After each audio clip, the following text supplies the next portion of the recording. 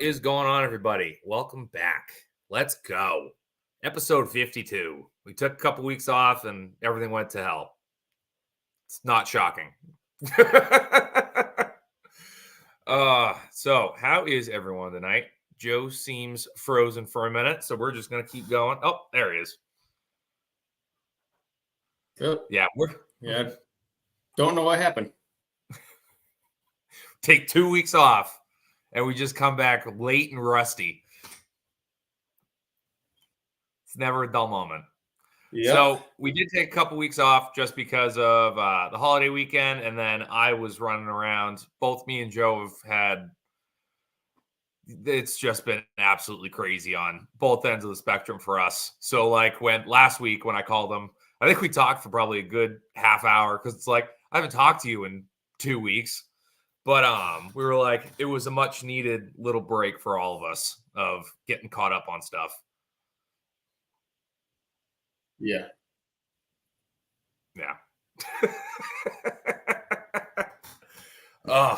Butcher Shop. I don't know why this computer's being laggy all of a sudden. Yeah, mine was being a turd getting loaded up. But the butcher shop looks fantastic. You guys have made some serious headway on that. Yeah, it's been crazy hectic the last 2 weeks trying to push forward on it and get stuff done. So I'm not wormy anymore, Canadian Farmstead. You don't have to worry about it. Took care of that. Actually, that was a couple years ago. I could probably use another dose.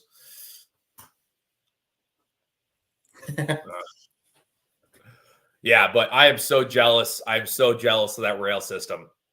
I swear to God. I was watching the videos of it on TikTok and I was like, ooh. Makes life so freaking easy. Oh, it's going to be so nice when it's done and I can utilize it. Having the hoist and everything right in here. We're putting the knock box and everything in too. We decided just to go with it, so why not? Yeah, we're gonna go with the Arrow Quip squeeze chute for the knock box. Oh, so you guys are going fancy. Yep. Good for you. Yep. That is what's a little bit more cash. Why not? It's just cash. It's fine. I do love that about us, where it's like we look at each other's shops, and I'm just like, the day you started really posting pictures of the rail system, I had to carry a 1,300-pound steer into the walk-in, and then I'm like waiting to get in the shower, looking at TikTok, and just like, rail system's going up. I'm like, oh, God damn it. And I've got an old headgate sitting out there. It needs to be fixed up for my knock box. And it's like, oh man, we're playing on different fields. That's what we're playing on right now. Yeah. But it's crucial for our growth right now. I've got huge. Oh, where's the sheet? I want to say I've got like 55 pigs and almost 40 beef booked for this fall already. Jesus. Yeah. So you need it. Like, you need the space. You need it all. And it's like, when I say that, I don't mean I don't need any of that. I wouldn't want any of that. I can't afford any of that. That's why I don't have it. Like, so it's like, but it is just funny. It's, it'll segue into what we're going to talk about later. But when the comedians came up on last Tuesday, and that while we were going through the whole slaughter process, they're like, it seems so medieval. And I was like, it's only like, it looks medieval just because this is how I do it. I'm a small business. Like, I don't have everything that's going on. It's like, you go to those big facilities, it doesn't look anything like this. But you don't need those big facilities. You can do it very, very simply. But all of that makes everything a lot easier, a lot safer, and it's really, really nice. Yeah, for sure.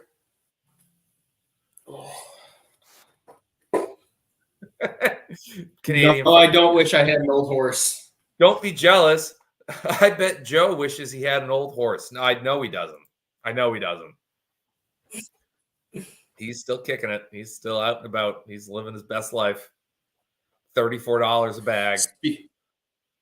Speaking of horses, my partner called me the other day, and the Amish guy that's been doing the work for us, he wanted to mess with me, so they called and asked if I would process a horse for him.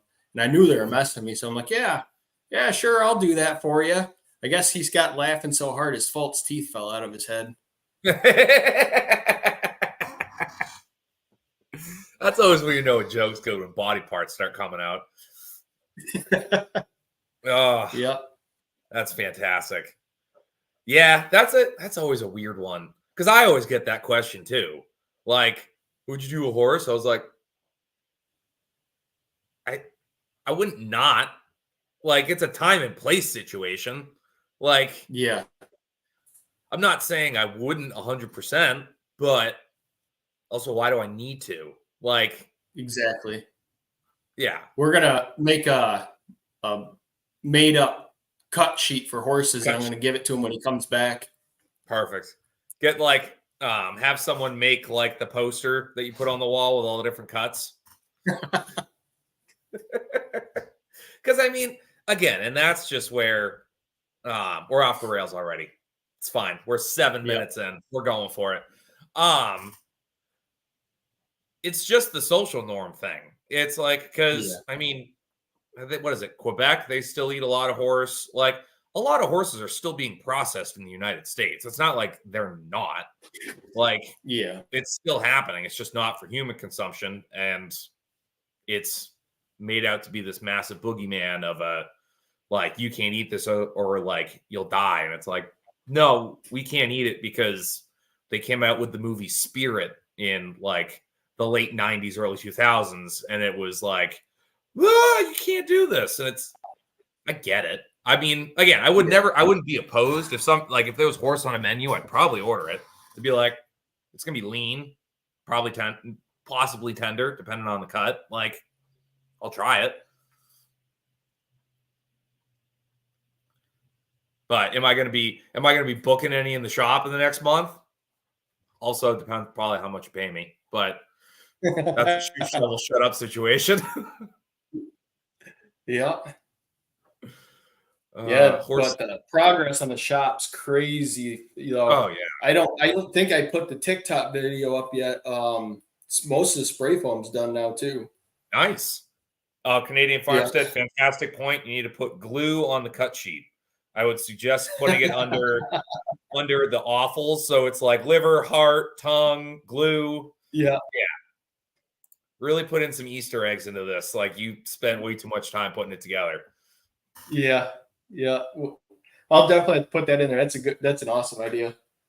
But yeah, most of the spray foam, I think they've got 2 walls left in the cooler to do, and then the ceiling, but they're going to come back at a later time to do that. We're waiting until we get all the welding done on there. Nice. I know. I think me and a customer have been talking. He's looking for some doors, and I'm looking to get rid of some doors, like garage doors.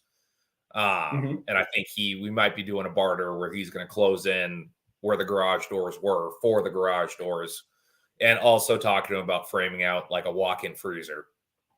Nice. That would make my life. I probably won't have a walk-in freezer for another year plus until like we get there, but it'll be nice to have it framed out, and then I can just kind of pick away at it. And you gonna build a false floor in there to keep like insulated floor in it? Yeah, that's my plan, at least. I'm just gonna have him frame it out just as a regular room, just put it up. But yeah, my plan is to do a false floor, get it all set up in there. So again, like, it's easier for putting cuts and stuff away, sorting. I can hold a lot more. But then also, again, I don't have a cold room. Even when I get a mini split in there, it's still not going to be a cold room. Like, it's just not worth making that room that. So where am I getting at? Oh, with grinds. Like, the night before, I can run out and toss all the lugs in the freezer, and they can get a nice outside crust where the inside's still going to be cold but not frozen, and everything will start going through the grinder a lot easier. Like, because that's the hardest. Get that pasty. That's the hardest part. I love that freaking grinder. That grinder's amazing, but it's still an 8-horse grinder. And depending on what day I'm doing it, even with the ACs running, like a 65, 67 degree room, if you're doing 300 pounds of beef, good freaking luck. Like, you got paste by the end. There's no way around that unless you add ice. Or I had someone in my comments the other day say dry ice. I haven't looked into it. I don't know what makes up dry ice. So I would have to like figure that out before then. But it makes sense. Like, it makes sense to a certain extent. But because I guess like there'd be less, I think it would be like less water and like water in the grind or whatever. And again, I'm not saying I'm putting in like 20 pounds of ice to a 50-pound lug. It's usually like maybe a 5-pound bag, depending on the fat content. If it's super fatty, I'll put in the whole 5 pounds into it. That way it keeps that fat cool. But I want to say that we added about 3 pounds of ice into all of our sausage grinds at the meat shop I worked at, something like that. For sausage, I feel like it's different. For sausage, whatever with the seasonings and the binding, it absorbs differently. With beef, like, I've had issues with it. I'm not going to sit here and say I've never had issues with it. I've lost a customer over it. It was a pretty big deal, and it was my mistake. And I tried to do everything to make it right, and that was a whole saga that wasn't talked about on here because it didn't need to be. But I'd like to stay away from adding as much ice as possible. Again, does it work? Yes. Are you going to have a little more water in your grind? Yes. But that's also part of the situation of coming to me as opposed to going to the USDA facility. I do have to do things slightly different. It's part of it. So, compressed CO2, Digger says. All right. I'll have to look into it more. I think I'm pretty sure I know where I can get dry ice. So that might be something I look into. We'll see. Yeah, we're running another issue with not having the cutting room cool. I'm running into is the bags sweating before you can get labels on them. Right. Paper towel on the metal table. Then another one next to you that you can wipe, label. That's just it. Like, I've had to go through that saga of like figuring out the best way to do it. Yep. Yeah, I just pre-label all my grind bags now. So yeah, that's a solid plan and something I should probably do and have them. Big shock. Just because, like with the grind, you know the size of bags you're using every time. You know, right? With mine, it's the meat chub. Yours, you're using the same size, but like the steaks and all the other cuts, you can't do that because those are all over the place. Every animal has a different size cut. So, and now I need to start getting. I need a bigger cryovac machine is what I need. But like, I'm doing a lot more hams and stuff like that, and it's like I like putting them in the cryovac because you can seal everything in there, and all you can do is flip it, and it's good. But I only have a 12-inch bar, so I can really only put in the what do I have? 12 by 15 right now. Oh. So it's like need to figure out something with that. Either it's I don't have the money for a brand new cryovac machine, but I can get away with like a 14 by 16 probably. And like, even if I have to put it through once already with like just one of the corners on the seal bar, I could probably get away with it. But it's just going to be a pain in the butt because what isn't? Yeah, I mean, I've actually had a few people that wanted whole hams, which was surprising. And my cryovac barely. I mean, they'll fit, but you have to have a large bag because you need that extra length to keep it in the center of the machine. When you're closing the lid on a whole ham that barely fits, it reminds me of like in the movies where they're trying to put the pin back in the claymore. because you're sitting there trying to make sure the bag doesn't lift, and you're just closing the lid ever so gently, and then at the very end, you're like, slam, like, please work. Exactly. Yep. Slam it down really fast to catch everything. Yep. The joys of being custom exempt butchers. Best job I ever had. Yeah, we got I think we got about a week left of welding at least. Good. Trying to get everything up. With the I-beam came in for the trolley system this week. We were short on some hangers and one switch. So I'm waiting for the switch to come back from the plater and stuff, and they're going to ship that stuff out. Good. So, yeah, we're going to order the units this week coming up, hopefully. Nice. There's also by the end of the month, we're going to be pretty close to hell yeah finishing it, I think. I'll knock on wood for you. I mean, there's going to be a lot of little stuff to tie in, like water lines, finishing all the little shit. Yeah. You know, just getting like the major stuff installed. I think we'll be pretty close by the end of the month, maybe 4th of July week, somewhere in there. Perfect. So my big goal is to I want to have it operational, at least enough that I can run the fair animals, because I picked up the county fair. Oh boy! And one of the other processors dropped out, so it's just us and one other processor. Right. So never done one. That's a hell of a thing to pick up. Yeah. We're gonna do a small sponsorship for him this year, and that's gonna definitely help get our name out there for sure. Oh, for sure. That's fantastic. But yeah, I think Canadian, it was commented on one of the videos saying I could process elephants in there when it's all said and done. But you figure that cooler setup, I'm figuring when we're at max capacity, I should be able to fit 54 whole beef and about 24 to 30 hogs in there at any given time. Hell yeah. So I love it. There's also something super fun about running all the switches and everything in there. Like when you'd have to move beef over from beef or pigs over from the slaughter floor side to the cut side, and like just jostling everything around and going, well, we're doing these ones next week, so we got to move these ones over here so it'd be easier to grab them. Yep. But then we just got this random extra one. Where are we putting it so it's not trapped? And you got to like jiggle everything around. And naturally, I broke every single handle that we had. That was, yeah. What did you guys use for handles on your switches at the shop you were at? We just used PVC. He took a 1-inch PVC, cut it about 8 inches, and put a cap on it. And then it was just like that nylon, or not the nylon, like the plastic nylon or plastic coated nylon that he ran up to the switch, drilled a hole in the cap, fished it through. And then that was just what we used. And naturally, we had the ones that they wouldn't obviously, I'm sure all of your switches right now, the second you click them, they go perfect right.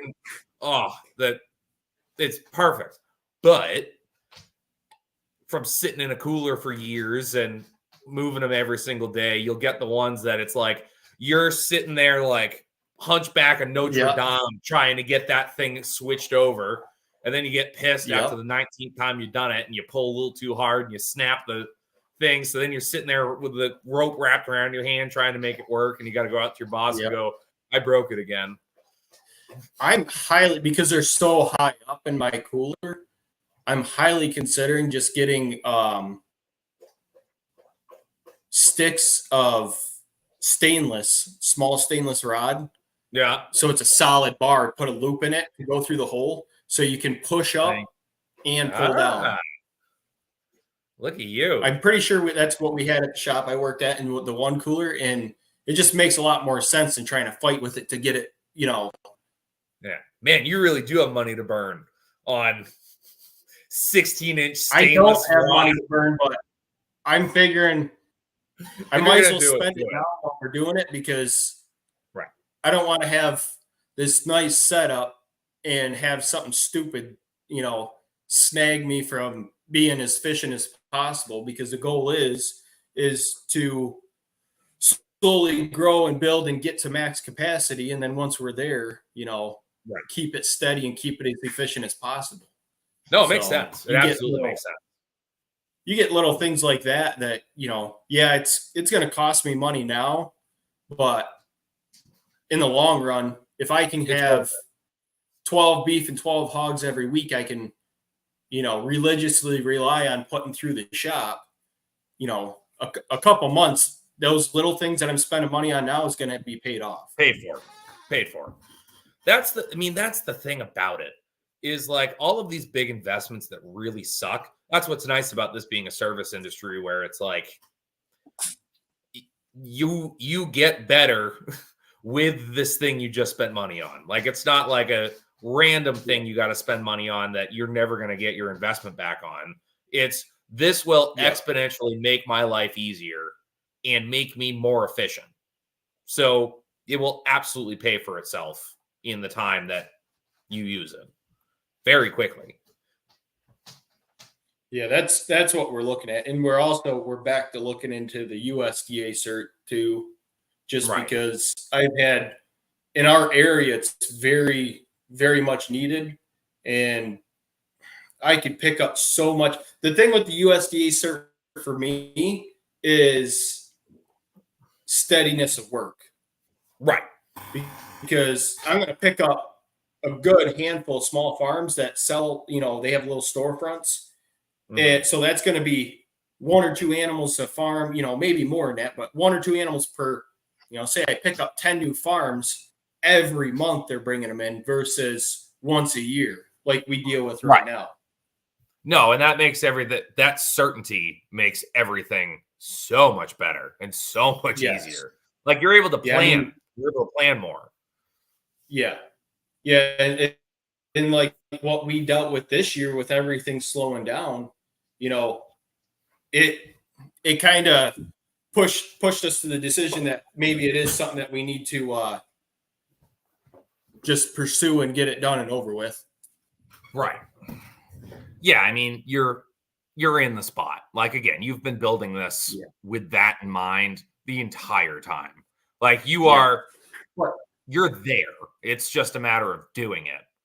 Whereas opposed to when people ask me, when are you going USDA? And it was like, are you going to flip the bill to have me tear down my building? Well, that's the thing, is I have been super fortunate to be partnered with the right partner. Exactly. Yeah. That's the whole thing. Like, if I did not have the partner I have, we would be in a tiny little shop doing custom exempt, and we wouldn't look at USDA. Honestly, that's just the way it is. You do with what you can afford. I was just very fortunate that I was approached by the right partner to partner with, and to grow the business to where we're going to go. Now, we're still going to be a small family-run business. We don't want to go over like 6 to 8 employees, like cutting, wrapping, killing. Like, everybody's going to do everything. That's the best. Like, that's what I came up in. That's what you came up in. That's the way to do it. Like, it just sucks the government has to be involved. Oh, I know. I was really pushing for that. I still hope that Prime Act went through, but it won't. It won't. Just because they definitely won't be able to control the food supply. No. And I mean, how are they going to poison our food if we can get our own stuff from the farmers? Yeah. And then no one's talking about it either. There's still a whole bunch of like random facilities burning. That's out of the limelight now. All the random farms and process facilities and storage facilities that are just, it's like, yeah, this is all fine. This will all be great. No horns on the wall. Yes. Those got moved. I don't know if they're coming back. I kind of like how the shop is set up now. I mean, this is probably a perfect segue into the next topic. So I pulled these down, put them in the shop. I had Tommy Pope and Ryan. I forget Ryan's last name. So Ryan, you're never going to see this, but I apologize. It was supposed to be Chris O'Connor, but he had to head back to Texas for an emergency. But they are two comics based out of Austin, Texas, that I've been listening to. I've been listening to Tommy on podcasts and his stand-up for a decade now.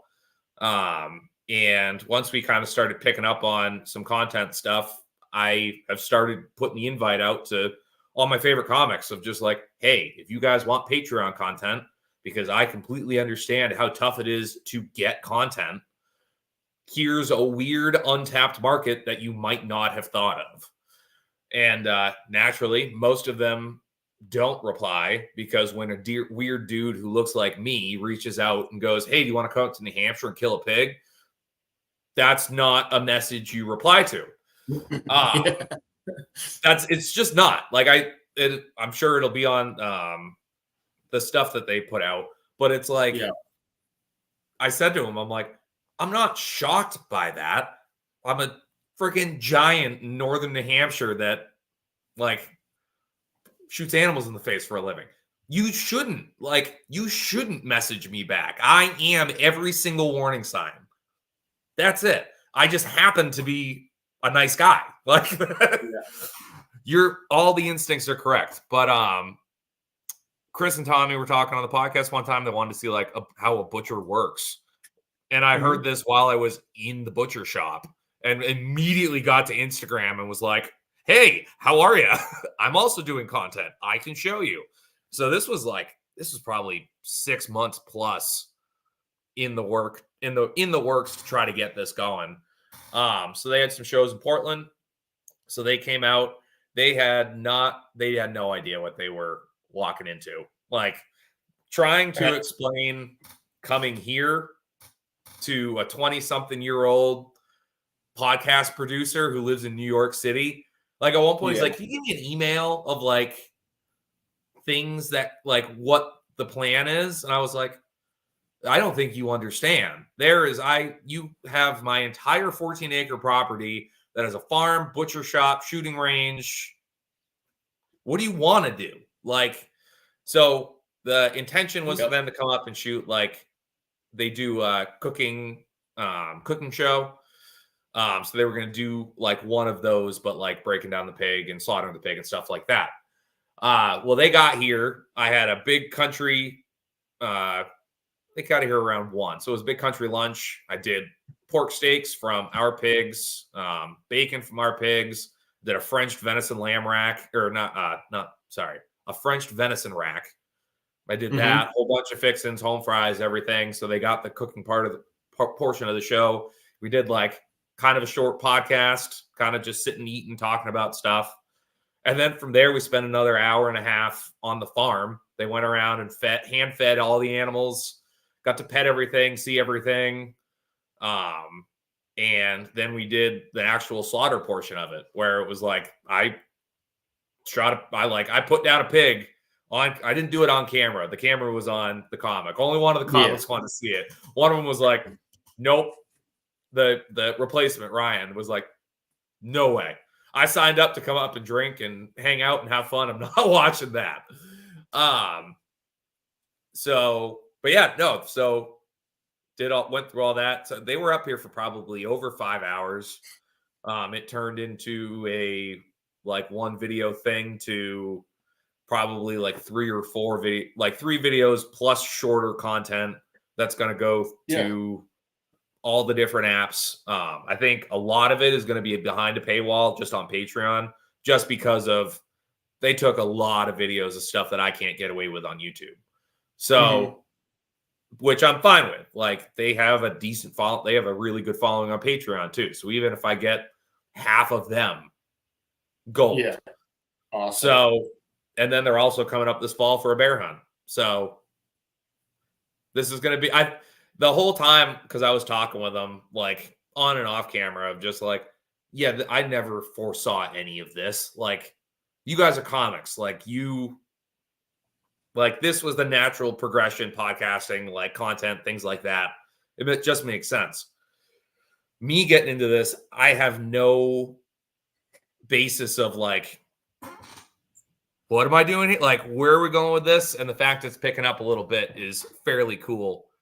And it's there. Even a lot of they were saying they're like, this is gonna be big. Like, they're gonna start telling.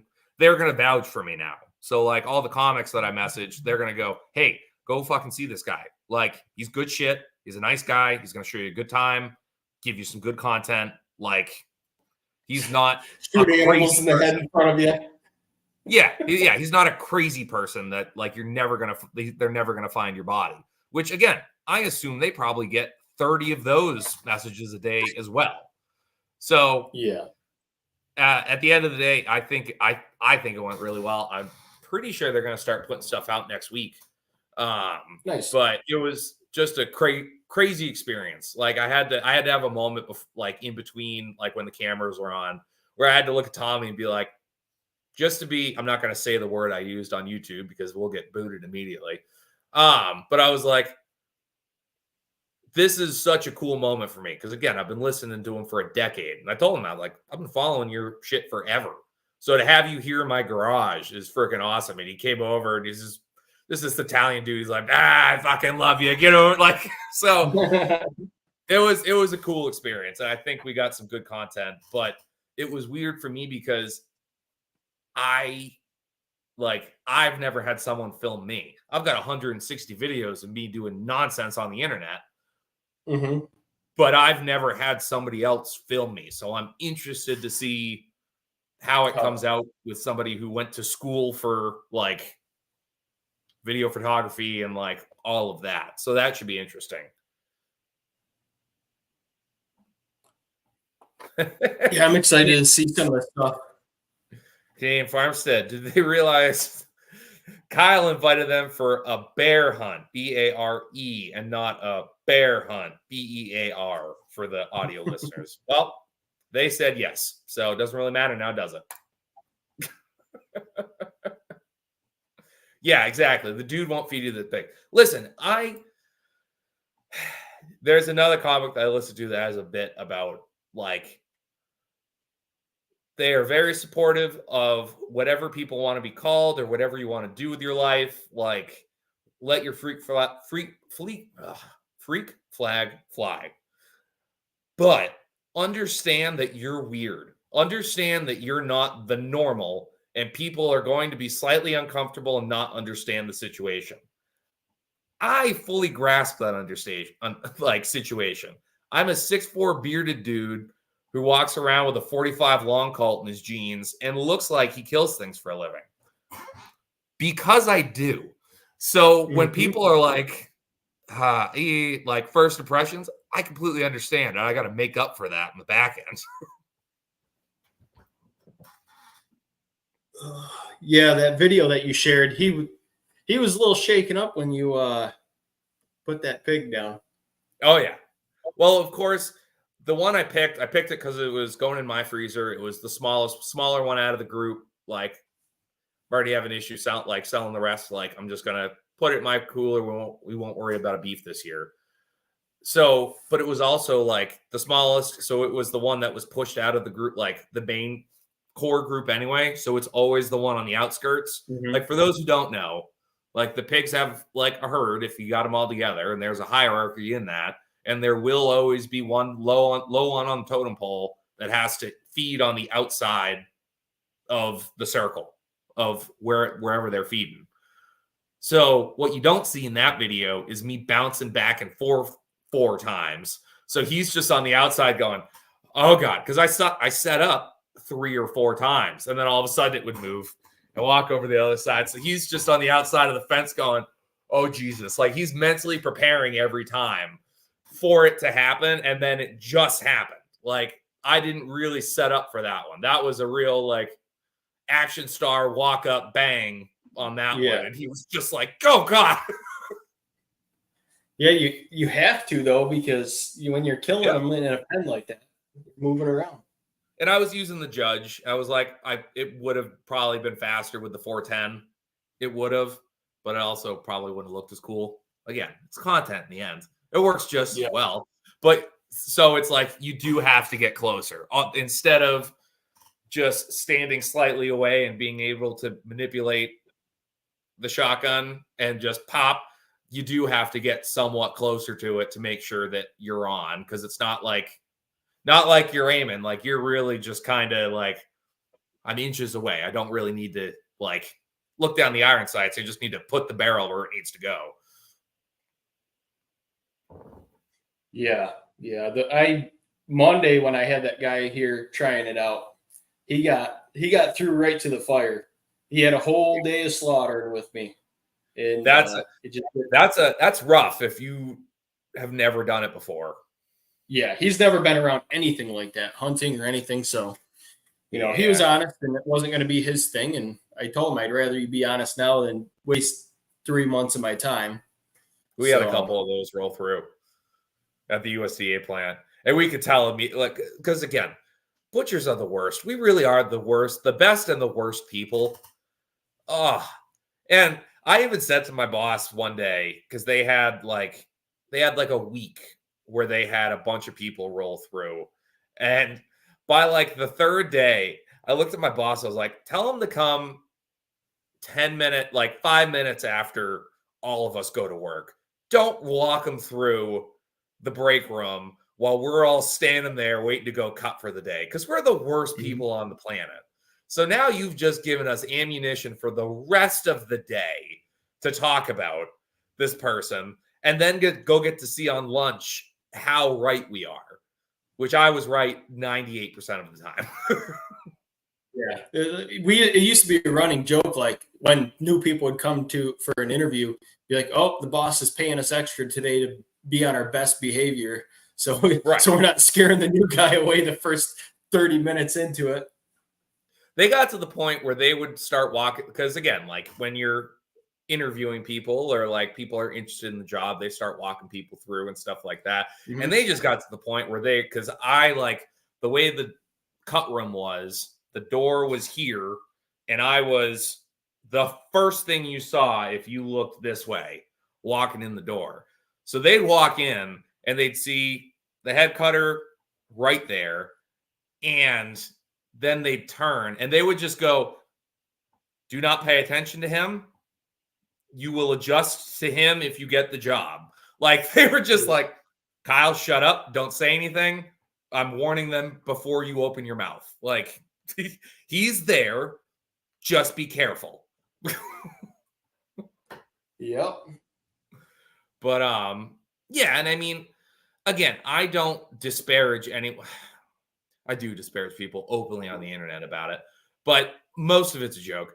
I don't think it's a bad thing. Like we've had the conversation with Canadian Farmstead in the chat where I said it gets easier, and he responded with, I hope it doesn't. And I'm like, you know what? That's actually the right opinion. That is 100% the right opinion to hold in that. Again, we do it for a living. It does get easier. The more you do it, the more somewhat desensitized to it, but the more of an understanding you have with it, especially when it's your own pigs.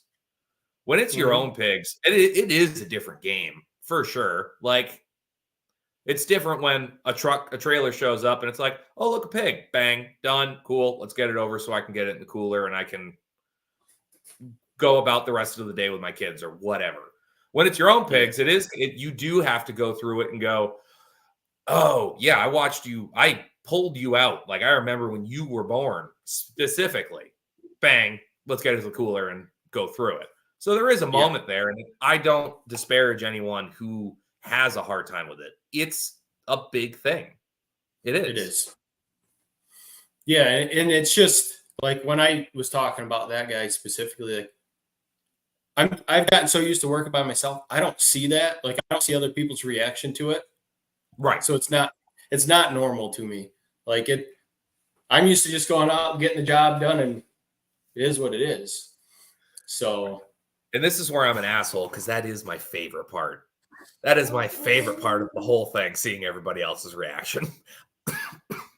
I hope a little that you're uncomfortable. Like a little part of me is like, the majority of me is like, I don't want you to feel uncomfortable. I want you to understand that this is part of life. This is part of the job. This is part of how you eat if you eat meat. Like, this has to happen. But there is a little part of me that wants to see you, but I want to see you squirm just a bit because I'm me. So, but yeah, even when they were up, I know some of you guys have seen the clip. I think I put it in the Telegram group. Yeah. So some of you who are in here have seen the clip, and you hear me in the middle of it just crack a joke at the end. Like they were feeding ciabattas to the sows. And of course, they're just like start saying ciabatta. So there was just such a dead silence after the fact that we're all just standing. The pig's behind me flopping, like, because it's bleeding out, so it's doing its last thing. And you see him just like processing what exactly he just saw. And then just me, big dummy. I was dressed just like this, like overalls, cut off flannel, blood all over my hands, with leaning on the tractor with like the 45 sitting on the bucket, just like, okay, yep, I'm gonna give you a minute. Ciabatta! Like, let's just cut this. All right, we're done. Like, I get it. It happened. Let's process it. And I will say, once we got it back to the shop, got it on the cradle and everything, I shut up the tractor and I sat in the bucket and I was like, who wants to talk about it? Like, who wants to talk about, like, let's talk it out and like get a better understanding of it. And it was like, and of course, like the second I get off the tractor, I look at the guy who wasn't there, who stayed over at the shop, covered like blood all over my hands and dirt and everything. And I get off the tractor and I go, do you need a hug? Like, are you all right? But again, like, I want you guys to be comfortable and understand like what you just saw your first thing get unalived in real life. Like, so it's something that you have to process and understand. We had a good little conversation about it, and they're like, it makes sense. It happens. One of their producer and like camera guy was a vegetarian or like vegan. I'm pretty sure he was borderline vegan. And then I had him eating venison lollipops. So that's another win for me. But yeah, so they handled it well. They understood it. And then as soon as we started the process and we started breaking into everything and skinning it out, and all of a sudden it's like they saw the transformation of like, that was a pig about 10 minutes ago, and now it's hanging and partially scun out, and I can see the hams, I can see where the bacon comes from, I can see all of a sudden, like, this is no longer a pig that I was upset is no longer like that I saw die. It's like, oh no, this is gonna be food that like this dude's gonna eat and feed his family with. And it's like, yeah, exactly.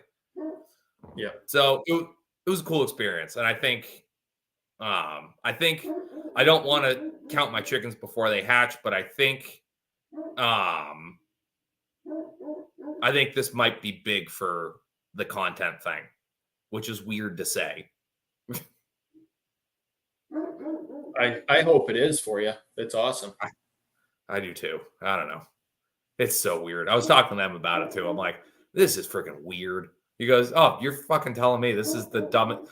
He goes, I'm in northern New Hampshire and just watched a pig get shot. Yeah, it's weird, dude. Like, it's a weird turn of events we've all gone down.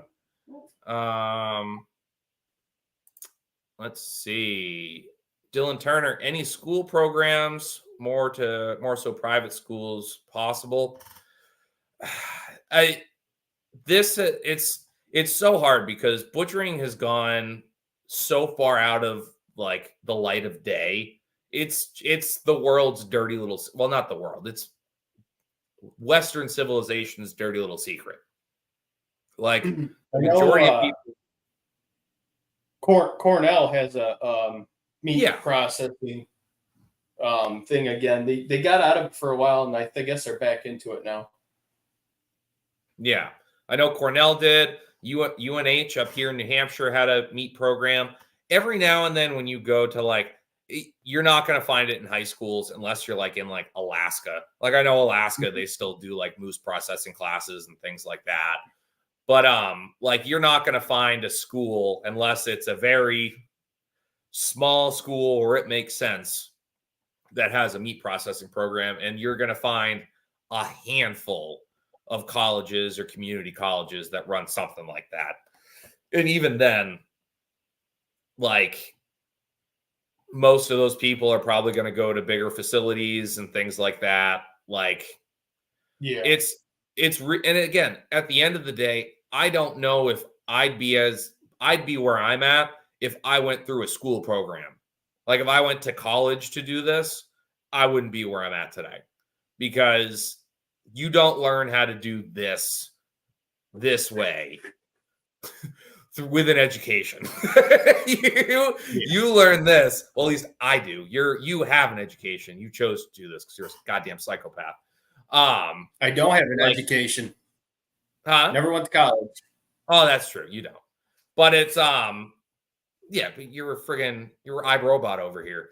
But no, and there's a part of me that feels very strongly about, I think you need to come up like we came up in the small shops, learning how to do everything, learning, like, you're around a dude who absolutely has a drinking or a pill addiction that's been doing it for 20 years, that like just knows everything and is going to bully you and beat your, like, not physically beat your ass, but beat your ass in a 9-hour period, because guess what? We got to clear this cooler because I want to get out of work early on Friday. So we're going to hammer this and get this down. Like, that's how you make good butchers. Yes, there are great butchers that didn't come up that way, but all of the best butchers I've ever met are that. Like, we all have that camaraderie of, like, we all came up in the where it's like, yeah, you're working 60 hours a week, just covered in blood, freezing cold, and having the best time of your life. Yep. Let's see. Dylan Turner again. Or I mean, like, more so like introducing kids to working on farms, animals. My school had a home and career class, 6th to 8th grade, and we did that sort of thing. But I grew up in a farm town. I think, again, a lot of it is geographic, where you are. If you are in a farm town, there are going to be more programs like that. 4-H is huge. I know I've set it out where I need to reach out to my local 4-H and become a bigger part of it and understand it more, because I didn't come up in it. But yeah, I do want my girls to go through it, and it's also a good contact to have owning a butcher shop. But again, 4-H is fantastic because it teaches all of the same values that most sports do, competition-wise and responsibility and things like that, while also learning about livestock and farming and all of the things we care about, like here. Dog's being an asshole.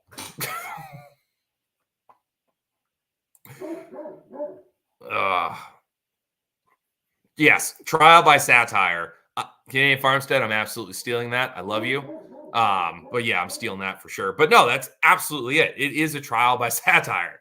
It's like you're stuck in a room for 8 hours a day. If you're cutting, like if you're on a cut floor, you're standing in a room for 8 hours a day that's 44 degrees with 3 to 4 dudes with nothing to entertain yourself but whatever the other 3 dudes say. So you gotta get through it, but also at the same time, you got to get your work done, and that's the best way to get your work done, is hanging out with your buddies. Like, if you're just pissed off and like angry there and like not enjoying it, you're gonna go slower. You just are. Like, that's just it, because you're like, this sucks, I'm just gonna get this done, but you're going slower. Whereas you're joking around about something somebody saw at the gas station on the way in and talking about that for 2 hours. All of a sudden that 2 hours flew by and you've already done a beef and you've started on the second. Yep. Like, I don't know. I do miss it. I do miss being on the cut floor, like working for somebody, but I'm pretty sure I'm ruined from ever being hired by anyone else again. I'd hire you. I know you would. Well, a a sane, rational business. Yeah. Like, that's true. Like, that's true. 98% of USDA facilities, I probably am unhireable at now. Rachel Brown's still at the bar. Do a shot for me.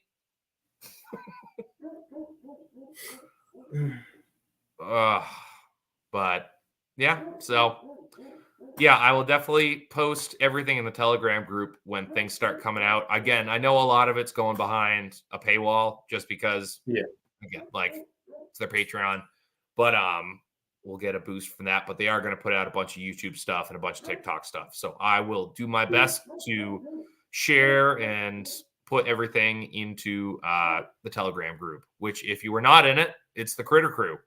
Go check us out. We have fun. Yeah, for sure. Yeah. Shot of rum knocked down. Thank you, Pip. I get my friends drunk so I could stay sober. Yeah.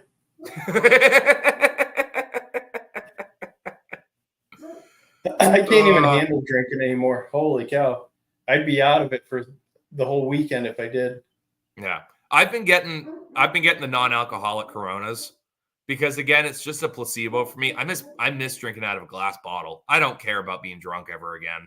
It gives me I have no interest. I don't care anymore. Yeah. It's been 3 years. I don't need to do it again.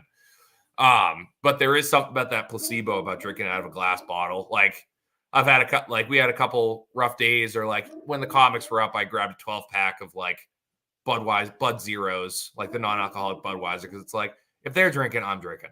Like, but I don't have to be drunk. Like, yeah. So, those are nice. Those help because it does give you a bit of a placebo of like, all right, sit back with a brewski. Perfect.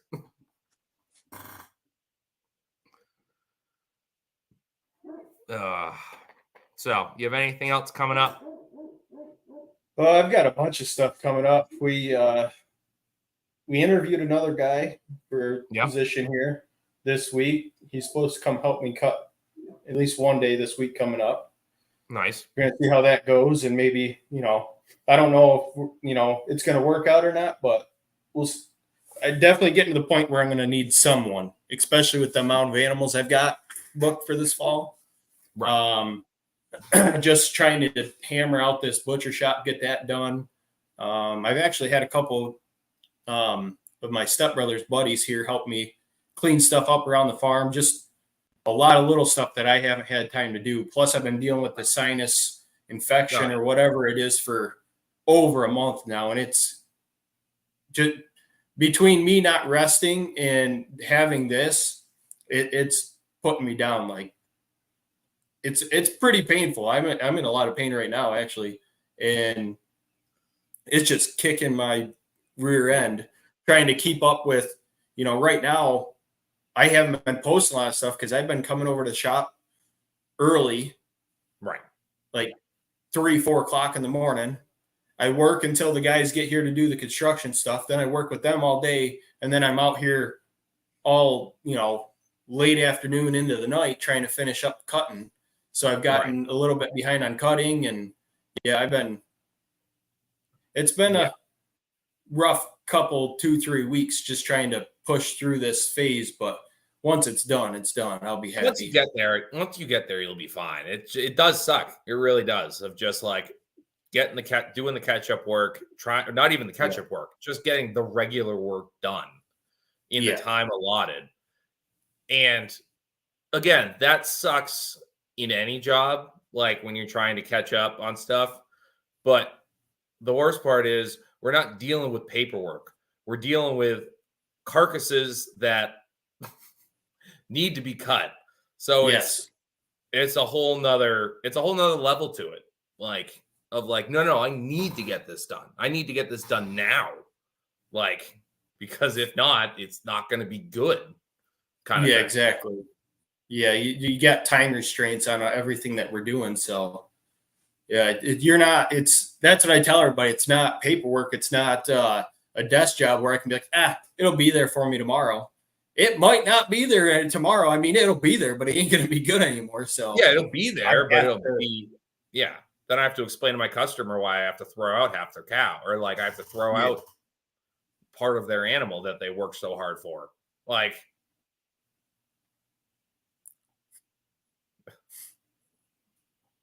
take a shot every time Kyle says again. Yeah, no, again, like, all those. Sorry, guys. I always catch myself saying or and the funny part about that is in high school, we had a teacher that did that and we'd count that. Now I catch myself doing it. Like when I'm editing videos, I'm like, I try so hard not to do it, and I still end up doing it. Pip says, trying to keep up. I need another bottle for that. Sorry, folks. Here, I'm going to let you all in on a little secret. Meet the Critters is sponsored by the Devil's Lettuce. So this is what you got. Never done a single episode without it. So this is what you got. I do my best, kids. I'm not perfect. I'm not a superhero. I'm just a regular man who, for some reason, all of you have decided to listen to on the internet, which I appreciate. I appreciate the hell out of it. Do I get it 100%? God, no. No one should ever listen to me or take advice from me. But you do, and that's why I love you. You have poor decision making.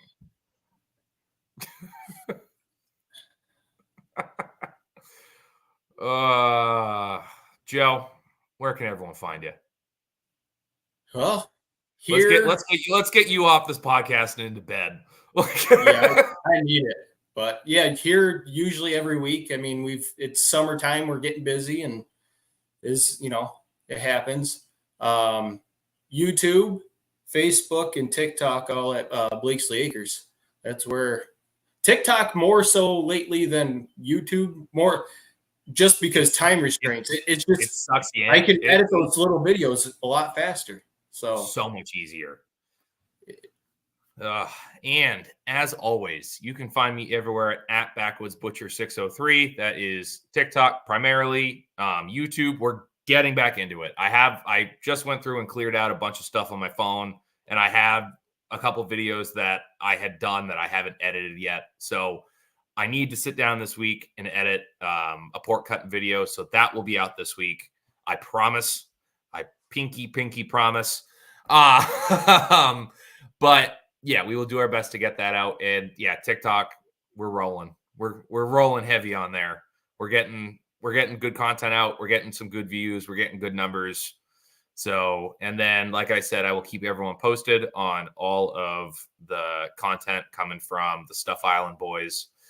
And I'll get all of that out as soon as I possibly can. I appreciate all you guys. I apologize we were gone for 2 weeks. I'm sure it screwed up all of your schedules and you were wondering if we were alive or dead, but we're here. Yeah. We're here for you guys. So, all right, everybody. We appreciate you, and we'll see you next time. See you later.